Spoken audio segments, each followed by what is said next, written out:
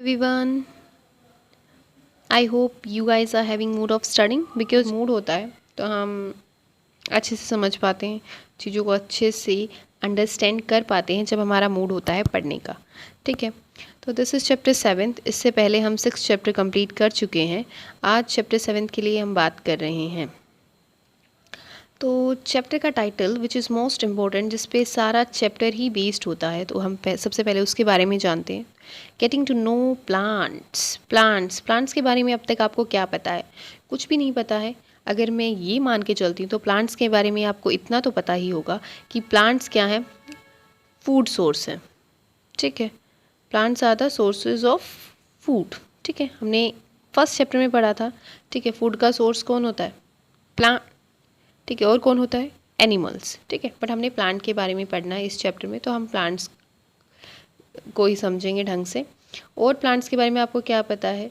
ठीक है, आपने प्लांट्स को देखा ही होगा। तो क्या सिर्फ हमें फूड ही मिलता है प्लांट से और कुछ नहीं मिलता है? ठीक है, और उसका स्ट्रक्चर कैसा होता है, कैसे होते हैं प्लांट्स? क्या सबका साइज़ सेम है? लेंथ ऑफ ब्रांचेस, क्या सब में सेम ब्रांचेस होती हैं, सेम टाइप ऑफ लीव्स होती हैं?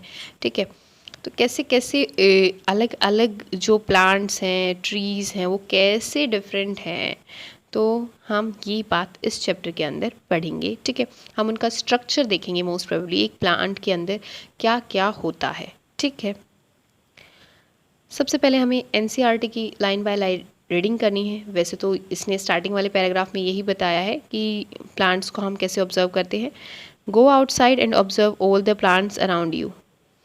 Do you see that some plants are small, some very big, while some are just patches of green on the soil? आपने देखा होगा कुछ बड़े हैं, कुछ इससे ज़्यादा बड़े होते हैं। ठीक है, और कुछ तो आपने बिल्कुल देखा है, बिल्कुल ऐसे ही ऐसे पैच होते हैं। ठीक है, जैसा कि आप यहाँ पर देख सकते हैं, डिफरेंट टाइप ऑफ प्लांट्स आपको दिख रहे होंगे। नेक्स्ट अगर मैं बात करूँ, some have green leaves while some others have reddish ones. तो लीव्स का कलर भी डिफाइन कर रखा है, अलग अलग कलर होता है। Some have huge red flowers type of flowers, आपने कितनी टाइप के फ्लावर्स देखे होंगे। ठीक है, इन रियलिटी आपके आसपास आपकी लोकेलिटी में ना हो तो वैसे भी आपने टीवी, मोबाइल फ़ोन्स, तो कितने ज़्यादा फ्लावर्स आपने देखे होंगे। ठीक है, मार्केट में भी देखते हो। Some have tiny blue ones while some have none. ठीक है, और सारी प्लांट्स पे क्या फ्लावर्स होते हैं? ठीक है, we do see a variety of plant existing all around us. हमने कितनी ज़्यादा वैरायटी देखी है प्लांट्स की। एक ही प्लांट तो हर जगह नहीं उगा रहता कि आप स्कूल में जा रहे हैं, कॉलेज जा रही हैं, इवन गार्डन में जा रहे हैं, तो क्या सिर्फ एक ही प्लांट दिखते हैं या एक ही टाइप के दिखते? नहीं, डिफरेंट डिफरेंट टाइप्स के हमें प्लांट दिखते हैं। ठीक है, ये आपको दिख रहा है, ये क्या है? ये प्लांट का डायग्राम है। ठीक है, इसको हम बिल्कुल लास्ट में करेंगे जब हमें पता चल जाएगा कि स्टेम कौन सी है, इसमें से फ्लावर कौन सा है, बड कौन सा है, फ्रूट कौन सा है, लिव्स कौन सी है, रूट कौन सी है। तो ये सब चीज़ें हम जब लास्ट में at the end of the chapter, जब हमें पता चल जाएगा कि स्टेम होती क्या है, कैसी हमें दिखती है, क्या कैरेक्टरिस्टिक्स होती हैं स्टेम की, राइट, उसके बाद लिव्स की क्या कैरेक्टरिस्टिक्स होती हैं, तो लास्ट में हम इनको क्या करेंगे, इनकी लेबलिंग करेंगे। ठीक है, नाउ इस पिक्चर में हमें क्या दिख रहा है? A nature walk. तो यहाँ पे डिफरेंट डिफरेंट काइंड्स के प्लांट दिख रहे हैं। ठीक है, कोई छोटा है, कोई कितनी लंबी हाइट का है, किसी की स्टेम, ये क्या होती है? स्टेम कितनी थिक है। ठीक है, और किसी की थिन है, और किसी की बहुत ही ज़्यादा थिन है। ठीक है, और ये देखो डिफरेंट टाइप ऑफ ग्रासेस आपको दिख रही होंगी। ठीक है, तो अब हमें क्या पढ़ना है? Let us get to know the different parts of any plant. अब हमें डिफरेंट पार्ट्स पढ़ने हैं प्लांट के। ठीक है, एक प्लांट बनता किस किस से है? डिफरेंट डिफरेंट पार्ट से एक प्लांट बनता है, जिससे हमें क्या पता चलता है? अगर हमें प्लांट्स पार्ट्स के बारे में पता चलेगा तो उससे हमें पता चलेगा कि ये प्लांट एक दूसरे प्लांट से डिफरेंट कैसे है। Can you label this stem? Can you label this stem? Branch, root, leaf, flower and fruit of the plant shown in the figure 7.1. Color the parts of the plant. इसमें आपको क्या करना है? Colour करना है इस पिक्चर को, ये इसने बोला गया है while with labeling. ठीक है, अब पढ़ते हैं हम आगे हर्ब्स के बारे में, श्रब्स के बारे में एंड ट्रीज़ के बारे में। 3 कैटेगरीज़ के बारे में हम पढ़ेंगे। जितने भी प्लांट्स हैं वो इनमें डिवाइडेड हैं, और भी कुछ एक्सेप्शंस होते हैं, और भी 1-2 टाइप होते हैं, उनको भी पढ़ेंगे, but most probably plants are divided into 3 types as per the class 6 syllabus. Okay, look closely at the stem and branches of. अब NCERT है ना, you don't forget activity, right. तो इसमें पहले NCERT है, तो look closely at the stem and branches of plants much smaller than you. जो plants बहुत ही ज़्यादा छोटे होते हैं हमसे, अपनी लेंथ से। Plants that are about your size, जो हमारे जितने ही होते हैं, बहुत छोटे हो गए, एक हमारे जितने हो गए। नेक्स्ट क्या बोला इसने, plants which are much taller than you. और आपने बहुत सारे ऐसे प्लांट ऑब्जर्व किए होंगे जो आपसे इतने ज़्यादा लंबे होते हैं, यू कांट इवन थिंक। इतने ज़्यादा लंबे नहीं, तो पर आप देख सकते हैं कि वो बहुत लंबे होते हैं। नेक्स्ट अब इसने क्या बोला है, feel their stem and try to bend them gently to see if they are tender or hard. Tender का मतलब क्या होता है, जब ये नेक्स्ट वर्ड हार्ड बोल रहा है, इसका मतलब क्या बोला है कि ये क्या है, सॉफ्ट होती हैं या हार्ड होती हैं, ठीक है। Feel their stem and try to bend. अगर कोई चीज़ बेंड हो रही है, इसका मतलब क्या है, वो सॉफ्ट है। अगर कोई चीज़ बेंड नहीं हो रही, वो बिल्कुल स्ट्रेट ही खड़ी है, आपकी स्ट्रेंथ से बेंड नहीं हो रही, इसका मतलब वो क्या है, हार्ड है, right. You can see here different categories of plants. तो यहाँ पर उनकी कैरेक्टरिस्टिक्स के बेस पर उन्हें डिफरेंट कैटेगरीज में क्या कर रखा है, डिवाइड कर रखा है। जैसे मैं बात करती हूँ टमाटो की, तो उसकी हाइट क्या होती है, शॉर्ट। अगर आप लोगों ने टमाटो का प्लांट देखा है तो उसकी हाइट शॉर्ट होती है, ठीक है। उसकी लीव्स क्या होती हैं, ग्रीन होती है, ठीक है। और क्या होती है, टेंडर, जेंटल, सॉफ्ट ही उसकी जो क्या होती है, स्टेम, राइट। अगर नेक्स्ट मैं बात करती हूँ तो ये किस कैटेगरी का प्लांट आ गया, हर्ब। आप भी बता सकते हैं हर्ब कैसे होंगे, तो इससे आपको क्या पता चला कि हर्ब्स जो हैं वो कैसी होंगी, स्मॉल साइज़ की होंगी। और क्या होगा, उनकी लीफ कैसी होगी, ग्रीन होगी। और जो उनकी स्टेम होगी वो भी कैसी होगी, ग्रीन एंड टेंडर। और भी हम डिटेल में इसको नीचे पढ़ेंगे। अब नेक्स्ट बात आया इसमें किसकी, मैंगो की, वेरी टॉल, राइट। और अब उसकी स्टेम हमने देखी थी, तो थिक होती है, हार्ड होती है, हम उसको ऐसे नहीं तोड़ सकते हाथ से, ठीक है। Higher up on the stem, ये जो कॉलम बना रखा है ना थर्ड, इसका मतलब है जो स्टेम हो गई, मान लीजिए ये प्लांट की स्टेम है, तो इसके बेस पे जो ब्रांचेस है वो कहाँ से शुरू हो रही हैं, ठीक है। एक तो एग्जैक्टली यहाँ से नीचे से स्टार्ट हो जाए, ठीक है। ये मान लें यहाँ पे नीचे रूट है, ठीक है। एक तो ब्रांचेस यहाँ से शुरू हो जाएं, ठीक है। तो ऐसा किसके केस में होता है, श्रब्स के केस में।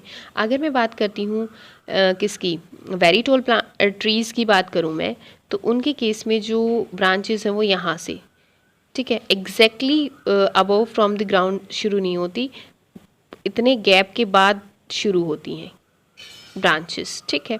तो इसको हम क्या बोल देंगे, tree. Higher up on the stem, right.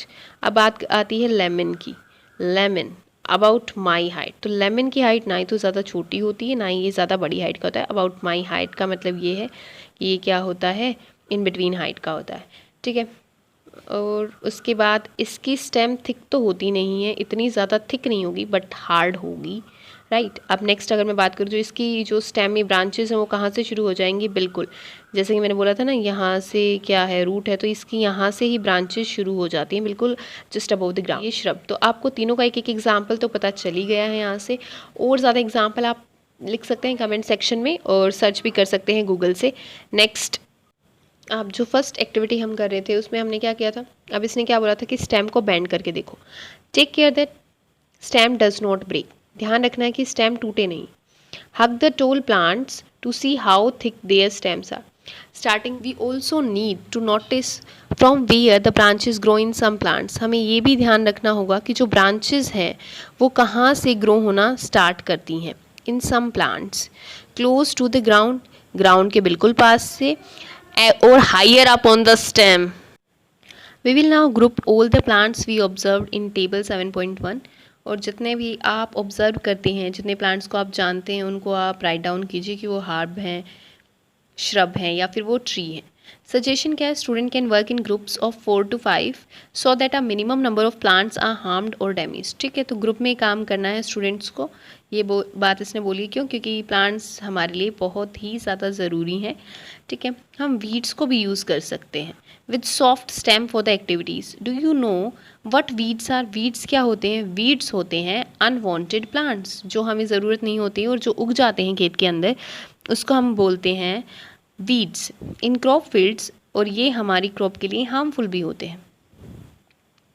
In crop fields, lawns और in pots often some unwanted plants or weeds start growing। ठीक है, इसने बोल दिया unwanted plant या weeds। Have you seen farmers removing these weeds from their fields? Based on these characteristics, most plants can be classified into 3 categories: herbs, shrubs and trees, जैसा कि हमने table के अंदर देखा। ठीक है, अब देखो ये जो फर्स्ट वाला है इसको क्या बोला गया है? Herb, right. इसको क्या बोला गया है? श्रब। एंड ये क्या है? ट्री। अब आप एक बात नोटिस करेंगे ना, जिसमें ब्रांच स्टार्ट हुई है वो ग्राउंड लेवल से शुरू हो गई। इसमें देखो कितना गैप है, उसके बाद क्या हुई है? ब्रांचिंग शुरू हुई है, राइट। तो आपको ये बात समझ में आ गई होगी। अब तक जो भी मैंने बताया था हर्ब्स के बारे में, श्रब्स के बारे में, ट्रीज़ के बारे में, वो एनसीईआरटी में अब हम रिटर्न पढ़ रहे हैं यहाँ पर line to line. Plants with green and tender stems are called herbs. ठीक है, जिनकी स्टेम्स ग्रीन होती हैं और सॉफ्ट होती है उनको हम बोलते हैं हर्ब्स। लेंथ कैसी होती है? शॉर्ट होती है, और इतनी ज़्यादा उसके अंदर ब्रांचेस भी नहीं होती, जैसे हमने अभी ऊपर देखा। Some plants develop branches near the base of stem, जैसा कि हमने श्रब्स के अंदर देखा था। बेस के पास से क्या होती है? स्टेम में ब्रांचेस शुरू हो जाती हैं। ठीक है, स्टेम हार्ड होती है बट थिक नहीं होती। हार्ड तो होती है, ऐसे टूटेगी नहीं वो, बट वो इतनी ज़्यादा थिक नहीं होती, right. Are you getting my point? Thus such plants are called shrubs, इन प्लांट्स को हम बोलते हैं shrubs. Some plants are very tall and have hard and thick stem, कुछ प्लांट्स बहुत ही ज़्यादा लंबे होते हैं और इनकी जो स्टेम होती है वो थिक भी होती है और हार्ड भी होती है, उनको हम बोलते हैं trees, right. The stems have branches in the upper part, और आपने देखा था ब्रांचेस कहाँ से शुरू होती है? ग्राउंड लेवल से शुरू नहीं होती, सम अपर पार्ट से स्टार्ट होती है। Such plants are called trees, और इन प्लांट्स को क्या बोलते हैं? ट्रीज। मन में क्या पहेली उठ रही है उसको शांत करते हैं पहले। Paheli wonders what kind of the stem the money plant, bean stalk, gourd plants and grape vines have. ठीक है, do you observe some of these plants? How are these different from the herb, shrub और tree?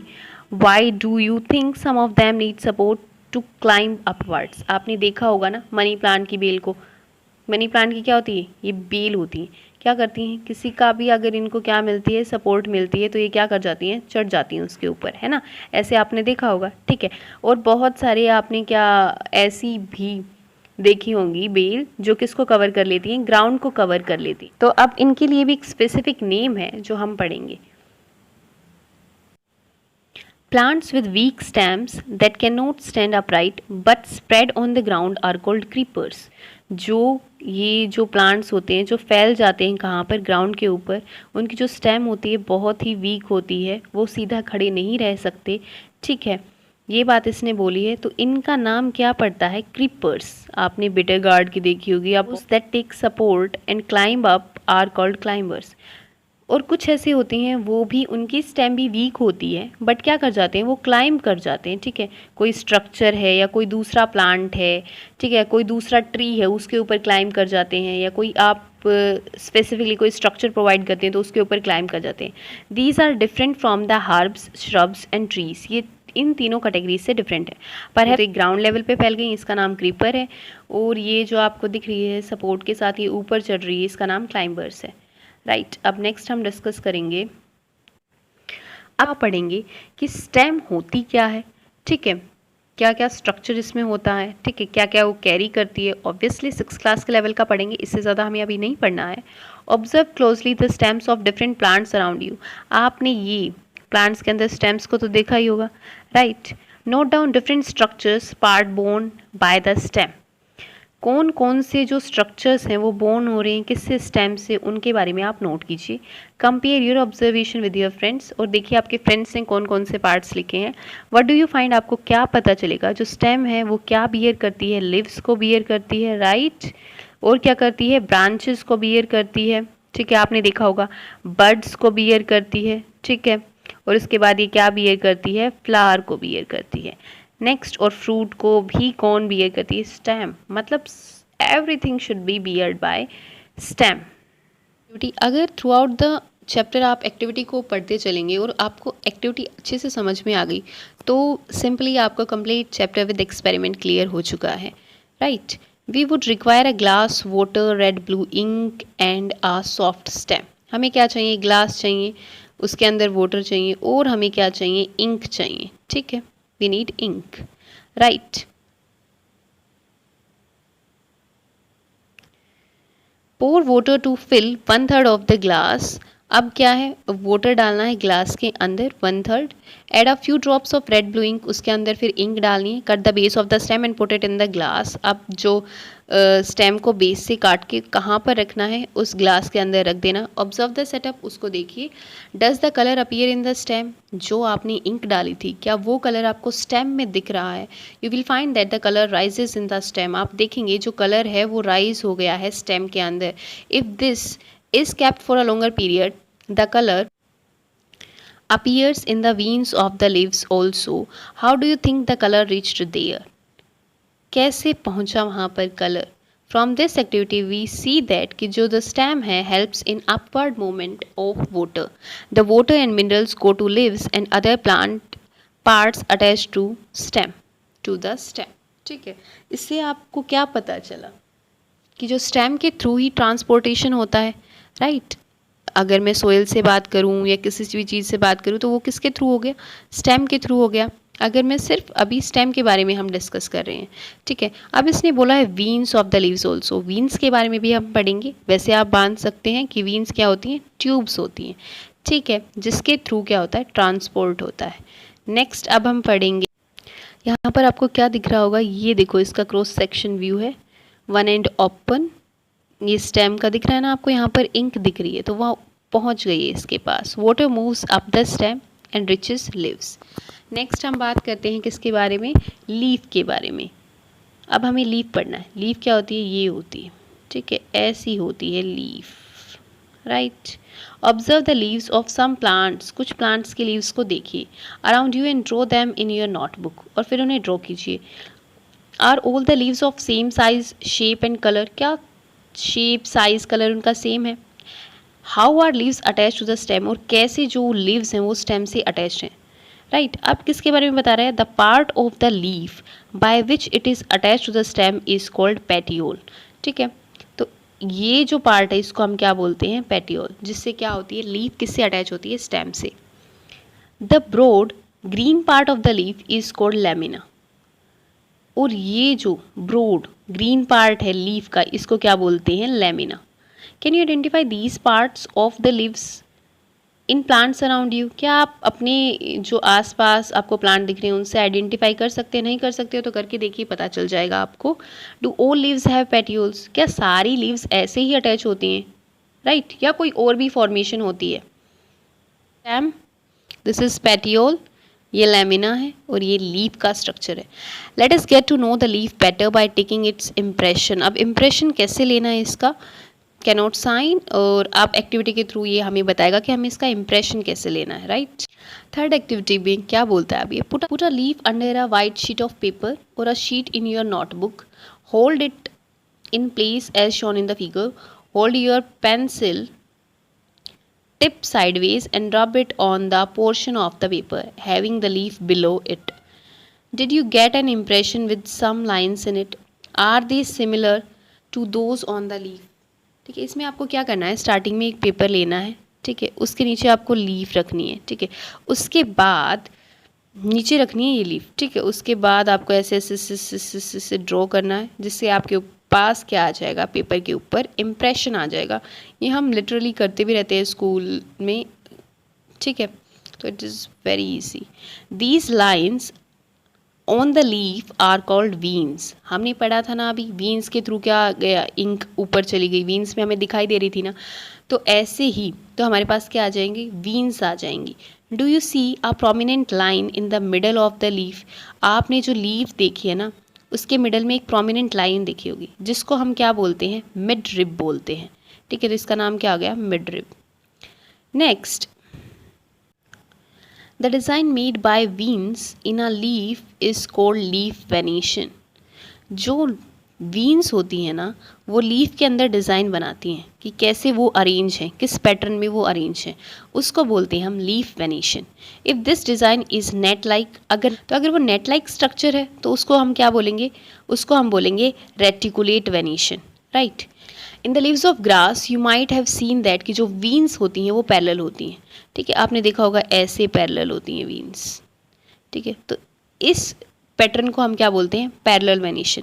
अगर मैं wheat plant की बात करूँ ना, तो वीट की लीव्स को आप देखना तो ऐसी वेनेशन होती है, राइट। नेक्स्ट, और ज़्यादातर आपको यहाँ पर क्लियर हो गया होगा, ये क्या है, वीन्स हैं, ये मिडरिब है, ठीक है, और ये क्या है, ये रेटिकुलेट वेनेशन है, और ये आपको बिल्कुल ऐसे ऐसे जो दिख रही है ये पैरेलल वेनेशन है। कुछ प्लांट्स का एग्जाम्पल आप बता सकते हैं, जैसे कि मैंने वीट का बताया, कमेंट सेक्शन के अंदर। Shall we now find out some of the functions of the leaf? अब हमें पता चल गया लीफ का क्या फंक्शन है। तो अब एक्टिविटी 4 में क्या बोलता है, we will require a herb, हमें एक हर्ब चाहिए। मतलब क्या है, हमें उसके हर्ब के बारे में पता होना चाहिए, उसकी कैरेक्टरिस्टिक्स क्या है, ठीक है। 2 transparent polythene bags and thread, और क्या चाहिए, 2 ट्रांसपेरेंट पॉलिथीन बैग्स चाहिए और एक क्या चाहिए, थ्रेड चाहिए। ड्यूरिंग डे टाइम हमें ये एक्टिविटी करनी है, सनी डे के दिन। Use a healthy well watered plant आपको यूज़ करना है, ठीक है। Enclose a leafy branch of the plant in the polythene cover, polythene से उसको कवर कर देना है, उसकी लीफ को, जैसा कि दिखा रखा है। Tie up the mouth of the another empty polythene cover and keep it also in the sun, right. और दोनों को रखिए सेम, एक पॉलीथीन को एज इट इज़ रख दीजिए। आफ्टर अ फ्यू आवर्स आप क्या नोटिस करेंगे, जो इनर सरफेस है of the cover, what do you see, आप क्या देखेंगे, there are there any droplets of water, क्या उसके ऊपर ड्रॉपलेट्स होती हैं वाटर की, किसके अंदर, पॉलीथीन के अंदर। How do you think they get there, कि कैसे आई वो। Don't forget to remove the polythene bag after the activity, ठीक है, आपको ऐसे उसको नहीं छोड़ देना है, after the activity you have to remove. Water comes out of the leaves, तो पॉलीथीन में कैसे आया पानी, क्योंकि पानी कहाँ से आया है, लीव्स से। in the form of water comes out of the leaves in the form of vapor by the process called transpiration। तो transpiration को हम कैसे define करेंगे, water comes out of the leaves in the form of vapor, it is called by the process of transpiration। plants release a lot of water into the air, plants बहुत ही ज़्यादा water release करते हैं air में, ठीक है, इस process के through. Why do we tie a cover around the leaves, हमने क्यों टाई किया, would we have seen the water, क्या हमने ऐसा देख लिया था कि प्लांट्स जो हैं वो वाटर रिलीज़ कर रहे हैं एटमॉस्फेयर के अंदर। What makes the water appear on the polythene bag, कैसे हुआ ये सब। चैप्टर 5 में हमने सर्टीन टर्म्स को स्टडी किया था, जिसमें वाटर डिफरेंट फॉर्म्स में चेंज हो रहा था, लाइक एवेपोरेशन के थ्रू वाटर किस में चेंज हो रहा था, वाटर वेपर्स में, और कंडेंसेशन के थ्रू वाटर वेपर्स किस में चेंज हो रहे थे, वाटर में, right. We have studied. Can you think of these name the process that makes water drops appear on the polythene cover, तो आप इससे रिलेट कर सकते हैं। Leaves also have another function, उसके बारे में अब हम पढ़ेंगे। तो नेक्स्ट एक्टिविटी इसी के बारे में है। We would require a leaf, spirit, a beaker, test tube, burner, water, watch glass and iodine solution for this activity। ठीक है, ये आपको लीफ दिख रही है, ये बीकर दिख रहा है, ये टेस्ट ट्यूब दिख रही है, राइट, और इसके अंदर स्पिरिट भी ऐड है, ठीक है, आयोडीन सोल्यूशन भी दिख रहा है, वॉच ग्लास भी दिख रही है, ठीक है, और ये पर्पल कलर्ड लीफ भी दिख रही होगी आपको यहाँ पर।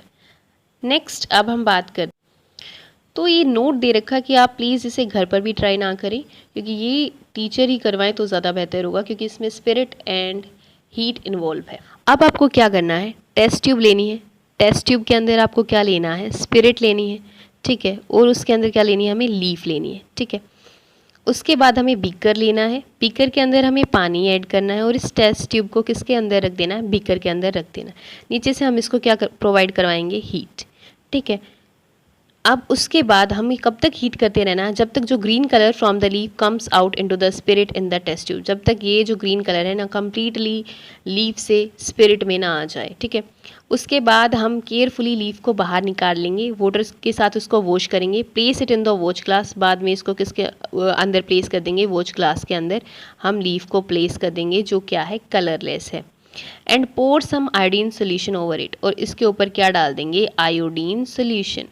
Are you getting my point? What do you observe? Compare your observation with those done in chapter 2. Chapter 2 में हमने किसकी स्टार्च की प्रेजेंस के लिए क्या किया था? टेस्ट किया था. अगर आपको नहीं पता हो तो आप चैप्टर 2 पढ़ सकते हैं. When you tested food for presence of different nutrients, does this mean that कि जो लीफ है starch in it? आपको पता चला कि जब हमने फूड वाले चैप्टर में पढ़ा था तो इससे हमें क्या पता चलेगा? अगर इसका कलर चेंज होगा ब्लू ब्लैक में तो लीफ के पास भी क्या है? स्टार्च है, right? In chapter 2 we saw that a slice of raw potato also shows the presence of starch. कि जो हमने चैप्टर 2 में क्या पढ़ा था कि जो हमने पोटैटो लिया था उसको क्रश किया था, बाद में उसके ऊपर आयोडीन सोल्यूशन डाला था, तो उससे हमें क्या पता चला था जब उसका कलर चेंज हो गया था कि इसमें स्टार्च प्रेजेंट है. Potatoes get this starch from their leaves and store it. तो पोटैटोज़ के पास ये स्टार्च कहाँ से आया था? लिव्स से आया था और उसके बाद इन्होंने क्या कर लिया था? उसको स्टोर कर लिया था. नेक्स्ट अगर हम बात करते हैं, leaves prepare their food in the presence of sunlight and green colour substance present in them, जिसको हम क्या बोलते हैं? क्लोरोफिल. तो लीफ अपना खाना कैसे प्रिपेयर करती हैं? तो फोटोसिंथेसिस क्या होता है? फोटो मतलब लाइट और सिंथेसिस मतलब फॉर्मेशन. तो लाइट की प्रेजेंस में जब किसी चीज़ की फॉर्मेशन होती है तो उसको हम क्या बोलते हैं? फोटोसिंथेसिस. इसकी फोटोसिंथेसिस की एक रिएक्शन होती है, राइट? इसमें क्या होता है? CO2 with H2O in the presence of sunlight हमें क्या देते हैं? ग्लूकोज प्लस ऑक्सीजन प्लस और क्या मिलता है? ये आप सोच के बताइए, ठीक है? ग्लूकोज प्लस ऑक्सीजन देते हैं, ठीक है? किसकी प्रेजेंस में होती है? बट ये लाइट, सनलाइट की प्रेजेंस में. और इसके लिए सबसे इम्पोर्टेंट चीज़ क्या है? Chlorophyll, right? तो क्लोरोफिल अगर किसी प्लांट के पास नहीं होगा, ग्रीन पिगमेंट, तो वो फोटोसिंथेसिस नहीं कर सकता, right? Oxygen is given out in this process. Carbon dioxide use होती है, ऑक्सीजन दी जाती है. The food prepared by leaves ultimately get stored in different parts of the plant. We have seen that कि जो stem supplies leaf with water. तो इससे हमें क्या पता चल गया? स्टेम क्या सप्लाई करती है? लीफ को water. The leaf uses the water to make food. अब लीफ क्या यूज़ करती है? वाटर को यूज़ करती है, फूड बनाती है, और ऑल्सो थ्रू ट्रांसपिरेशन ये लूज़ करते हैं वाटर को. How do the stem and leaves get water? कैसे मिलता है? इसके लिए हम कल पढ़ेंगे रूट सिस्टम. तब तक के लिए इस चैप्टर को रिवाइज करिए, सेल्फ स्टडी करिए. ओके.